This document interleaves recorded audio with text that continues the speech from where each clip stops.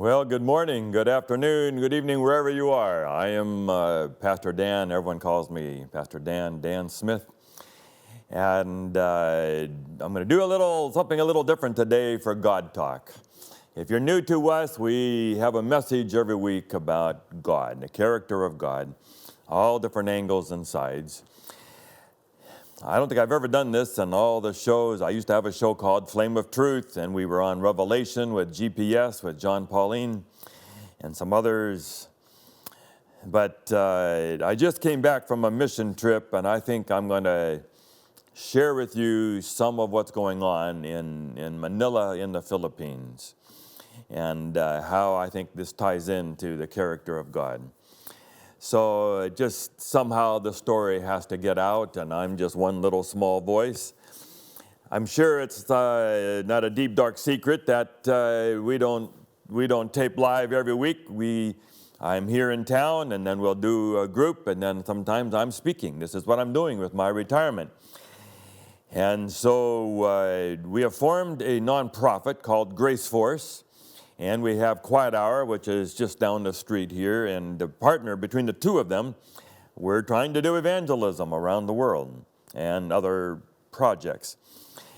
And so I've been going. So in August, I had two different series. In one south of Manila, in a place called Lipa, was a field school with about 55 young pastors doing evangelism there. We baptized, 360 so far out of those 5 or 6 crusades. And then all the young pastors went out and did their own meetings afterward, 27 series. We had to raise money for them to have a little sound system, a little box and a speaker and a microphone. So I love these young pastors, and they've asked me to come again now in August next year and do the next field school. Then we went to a place called Northern Luzon Adventist College, NLAC, about 4 hours north of Manila, and did a week there with about 11 satellites. Rained every day, so some challenges, but a great place. Came home for a few weeks. That was my first sort of being home in retirement. Then I just came back a few days ago from 5 weeks. Because I don't want to do the plane trip every time, I'm trying to bunch these trips. So we really did 3 things in a row. So the first 10 days were in a place called Mindanao, the little city of Dipolog. So if you look at a map of Philippines, it's the big island down at the bottom. This was in the northwest. And about what we've always done. We go into a place, we stay in a small hotel, and I preach in a sort of a city basketball court or stadium of some kind. They bring people in. Then I have 5 or 6 friends of mine that are doing satellite sites all around. We stay in the same hotel. We have worship. We usually try to build a church. So Quiet Hour was funding at least the beginning of a church there. So some of my people were putting dirt and building forms and putting beams up. And so we baptized, 500 or so in that site, because it keeps going. You know, you finish. We baptized, 455 the day that I was there, and they would come in waves. Different buses would come, and we'd go back in the water, baptize another group, come out, and people would change. And then, but I was still in my wet clothes and having lunch. One more came at the end. It's like the famous Rick Warren story where his father was dying and hallucinating and just said, "Is there one more? Is there one more who wants to give his life for Jesus?" And here came one more that we had hoped for. And his son and his wife were so excited. And we said, "Are you sure?" Went over the beliefs, and he said, "Yes, I want to be baptized." So I baptized. So about 560 there. And then we came to Manila. And that's the part that I'd like to give a report about today. Because it's really something new. And maybe God will use us talking about it to spread the word. We believe that the character of God message has to go all over the world before Jesus can come. And if you read a well-known book called Christ's Object Lessons, page 415, it says that the last message that will go around the world is a message about God's grace and mercy. And so I'm very honored that they give an old pastor I'm not an evangelist by talent or really even by training.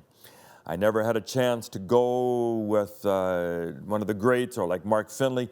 So I've just grabbed little pieces and done the best I could over 20 years to try to do some things. And what I do is different than what most people do. I'm a character of God preacher. Every sermon, I focus down that one path. And I use story, I use drama, I use all kinds of things, trying to find a way to get people to hear. It's always a challenge, trying to go through another culture, another translator, and try to find a way to make it work. Anyway, Manila was different. So I just want to tell you about it. A professor who has been my friend for a long time is Dr. Israel Andoy. He used to teach at our college there, our university, called Adventist University of the Philippines, AUP. And then he went to be president of the Palawan Mission. If you look on a map of Philippines, there's a long, narrow island. We went there with him. Now he is the ministerial secretary of the North Philippine Union Conference. He wrote a dissertation years ago for his doctorate. I've read most of it. Is about how to win professionals, how to win with that demographic, that people that usually don't seem to feel they need God. And they're busy, and they're making money, and they're trying to advance their career. And we haven't won many around the world, here too. And so he had a burden for these people. Jesus died for them too. We're happy for the people from the barangay, from the villages. And when we baptize 500 or 1,000, we would say most of those are from villages. A lot of young people. So they had a burden. They probably had a 2-year plan for me to be the one to come and speak for professionals. And somewhere in my mind, I had older professionals, who are established, and doctors and lawyers and professors and business people and so on. And I think they would love to have that. But the focus ended up being young professionals. And as I came out of the first night, and here's 250 young professionals around me, I said, wow, what a gift God had given me as a 66-year-old, 45-year pastor to have a chance now at this point in my life to preach to young adults. Just an electricity in the room. It was in a wonderful venue. They went downtown in a place called Makati, which is the sort of the Wall Street of Manila in the Philippines. All tall, high-rise buildings. We were in what they call the RCBC Plaza, which was just downtown, and we were 4 floors up, so you had to park downstairs and go up an elevator, and here was our place. It was like a concert hall with maybe 250, 275 seats down on the first floor in front of me, another 100 maybe in the next level, another 50 at a third level. We didn't often have a lot of people in the top 2 levels. They made a requirement that if you came, you had to have a visitor with you, or you could not come. They had to sign up. So that made attendance lower, because that was the requirement. You couldn't just come to support the meetings. You had to bring somebody. There were those who brought 5 or 6. Anyway, we'll tell you about how they worked this out. We were staying in a condo close by, the nicest I've ever stayed in, just down the street. We were able to walk with no driving through Manila traffic. All the interest had to come through traffic. And 6:30, we would go down the 36 floors from our condo, walk a couple blocks, and go up an escalator and be in our place. We had a book table. I brought some books over. We had a little business, how to integrate your spirituality with your business. I had a few minutes. I teach business ethics. So we brought some books. I had a little nugget for that. We had a health lecture, and then world-class music. Just Philippines can have great music, and we had it. Beautiful place, air-conditioned, beautiful graphic. They call it The Pursuit. the screen and the background, and young people. One was the announcer from the back, so they weren't up in front making announcements, always real well done from the back. And then musician after music group would sing, and then health talk, then my time.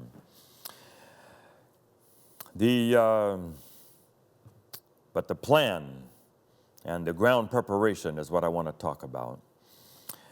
So a young pastor, his name is Raylord Reyes. He was just here. I had dinner with him a couple of weeks ago, Saturday nights ago here, a week ago, I guess.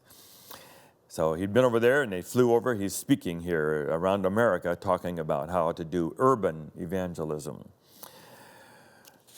You know, I love cities. I've lived in cities all my life. I grew up in Bangkok. I went to high school in Singapore. And I love everywhere, but I love cities. 80% of the world, I think, live in cities, and it's going to get more. Mark Finley has gone all over the world just preaching a passion for the cities. We went from there to Vietnam, to huge cities, Ho Chi Minh City, Hanoi City, 11 million people. We have very small groups there in these cities. So we can go to the villages and win people and have a good number, and it's exciting, and I love it. Jesus died for them all. But to do something about these cities where people are busy and they're professional and they're racing around, and get them to pause and say, you need God, was thrilling to be a part of it. It's a challenge. You're not going to have 500 or 1,000 baptisms at the end like you might have in the Philippines. But to build this foundation. Anyway, here's what they started. This young pastor, Raylord Reyes, was an associate at what they call the Pasay Church. Large church, seats down the aisle everywhere. English service behind our union office. His wife-to-be, fiancée, was going to medical school. She's a pediatrician now. I've met her. They have a little baby. Anyway, she came to him and she said, I have friends who are going to medical school. I wish we could find some way to reach out to them. And so he began to try to ponder ways to reach young medical school professionals. That led to just beginning to think about his own young adults. He was a young adult pastor for the church. He would go down to this Makati, this high-rise area, maybe 20 minutes away by car, and just walk, and he calls it immersion. To immerse yourself in your target audience of where you're going to speak and preach and try to win some people, to get to know their rhythms and what they're looking at and what they're eating and what they're thinking. And gradually, he started a small group who seemed to be caring about that. He began to write weekly small group sheets. And they began to invite secular people, unchurched people. He realized he couldn't just, do a series on Matthew, They weren't ready for that. They didn't even know what they were talking about. So he began to write transitional small group sheets that moved from where they were, maybe pop culture, maybe a song everyone's talking about, or a movie that's out. And then they say, what did you see? And what do you think about this? And then try to move the conversation in the small group. They use Meetup and the social media, trying to find a way. They would put out a word that said, if you're looking for a group, if you're looking for a community, meet in this coffee shop at 6 o'clock Thursday night. And a few people would come. Millions of people to draw from. And they would begin to be part of this group, discussing the role of religion in your life and so on.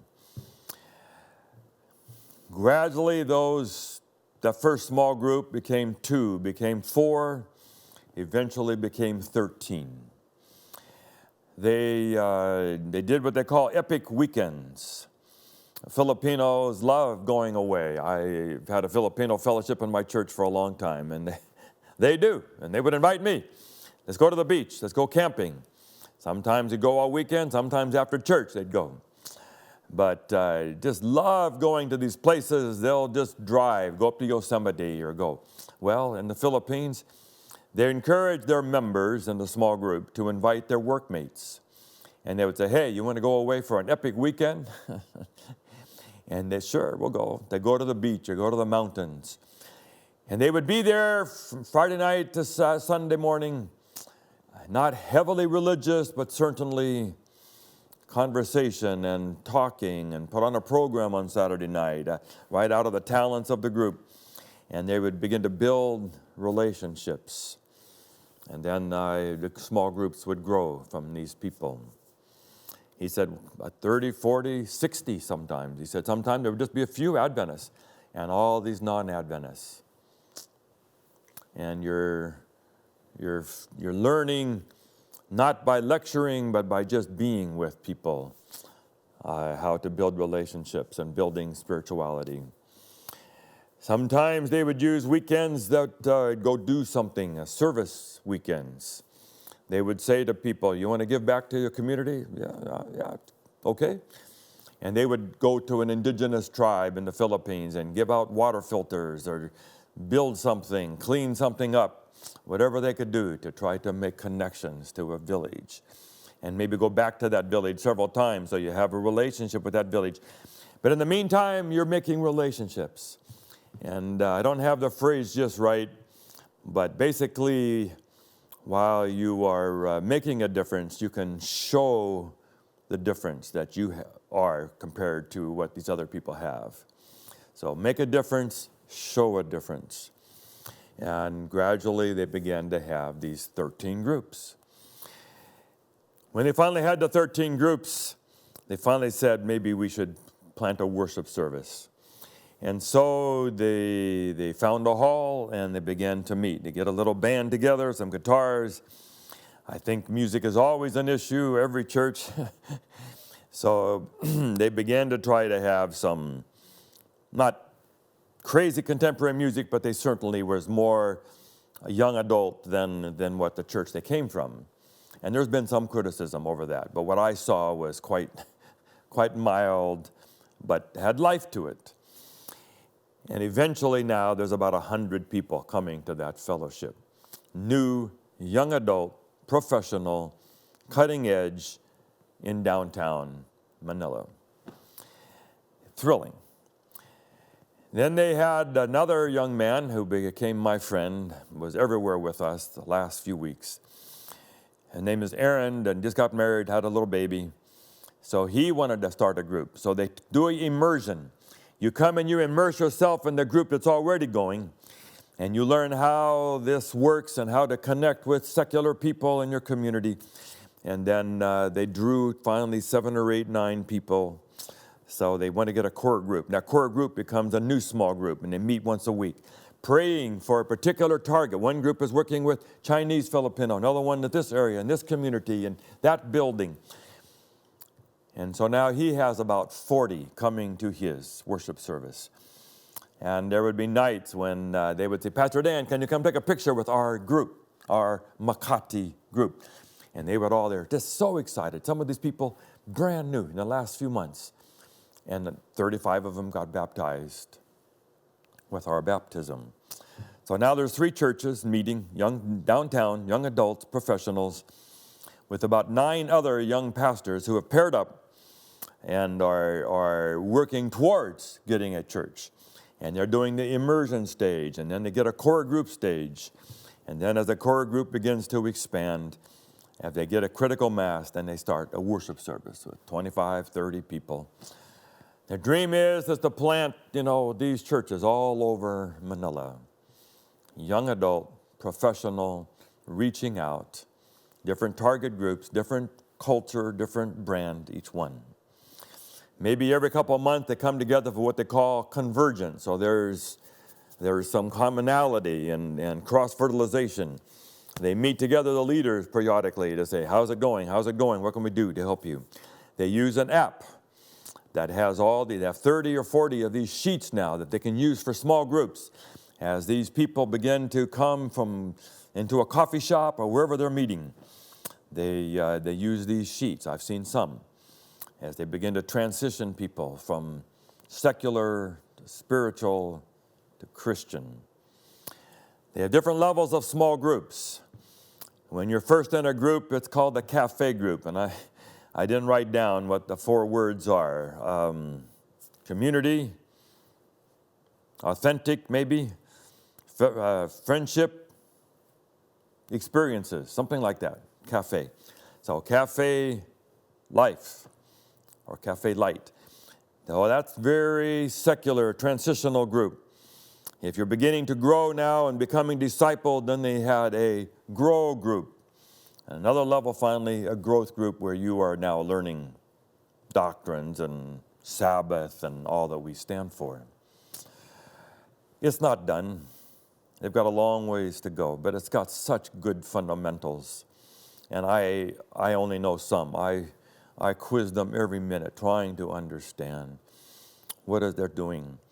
Philippines has its own strengths because it has a Christian background. Not the same as Thailand, where I grew up, or Vietnam, where we just were, and other places. But this passion for the city, how to find a way to think out of the box, to not just demand that every church be exactly alike, but to try to find a way to do an authentic cross-cultural experience and to enter into a community and resonate with them, to build around young adults. These are not wealthy young professionals, but someday they're going to be the next generation, and they will be in their 40s and 50s and maybe be substantial in their businesses and practices and schools. And they're not coming over here. They're not immigrating to the U.S.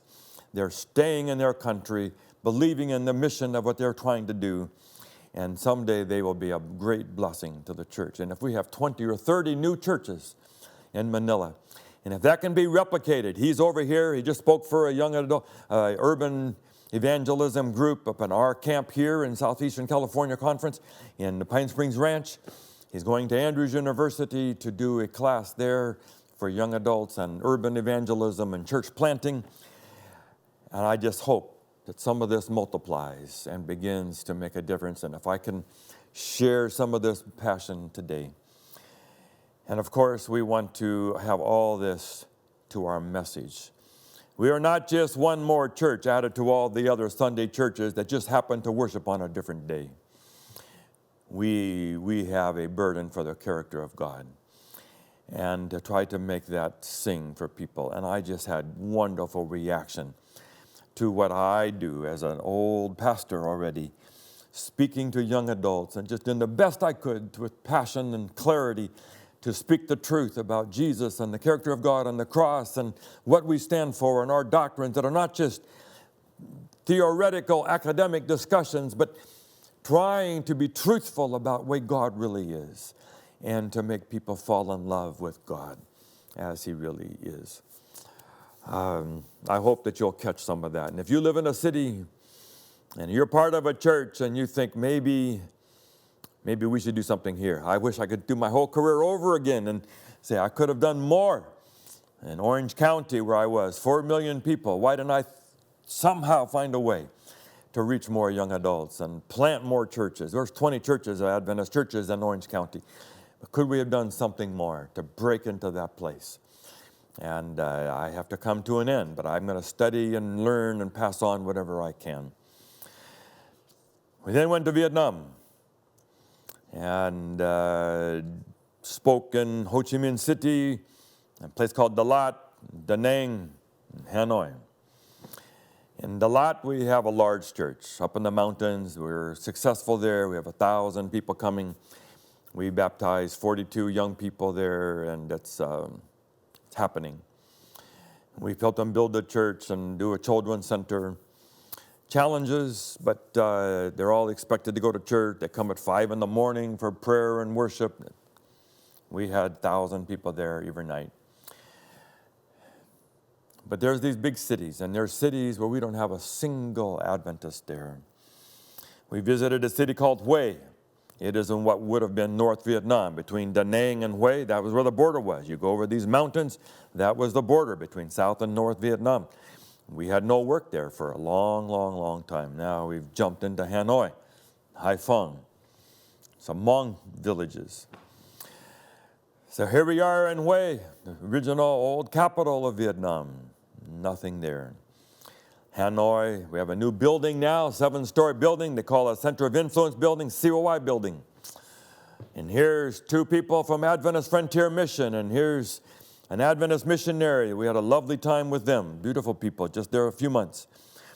And here's a young pastor, 30 years old, trying to somehow figure out how do you get from 30 people coming to 11 million? And how do you make friends and build relationships? And boy, I passed all this on to him. Had a long lunch with a young lady who was from last year here in Riverside, Vietnamese lady. Loved this young girl, Jessica, trying to find a way to start a vegetarian restaurant. We talked about these concepts, core group, launching, getting started. Do something to build relationships for this city. Talked to a young lady. I said, if you would drop everything and become something like this and help plant a young adult professional church in Ho Chi Minh City, I'll find the money somewhere. Pay your salary for a year. You can know that you have that covered. If we have to rent a room somewhere, I'll try to find the money for that. In 90 years, we have maybe 300 active Adventists in Ho Chi Minh City, what used to be called Saigon. Not easy, not easy. Anyway, this is what I'm doing with my life, trying to learn, trying to cross-fertilize, speak where I can speak, win who we can win. God had put his reputation in our hands and in our mouth. And he said to Jeremiah, I will put my words in your mouth. And God decided to put his character on the line to defend his reputation in the world about all the lies that Satan has told in our hands. And how to find new ways and better ways. God has taken us a long ways from a little small fledgling beginning church. 70, 80 years ago. But how to win these big, huge cities. How to get new groups, new worship styles, new messages, new ways of connecting. I am not a 28-year-old professional in Manila, but what can I do to support those who are and help bring things together and give them message and ideas of what we could do. Anyway, may God bless you where you are. And if you have a place where God is putting you to say to your church and where you are, what can we do different? What can we do to step out into our community, listen to them, immerse ourselves in them, and build a message that will connect with them? Start a small group. We're thinking start a small group where we are of young adults and see what we can do in our community. God bless you. This is God Talk. Thank you. A little different program today talking about how to take the character of God message to the big cities of the world. And it's on my heart. I wanted to share it with you. God bless you. See you next week.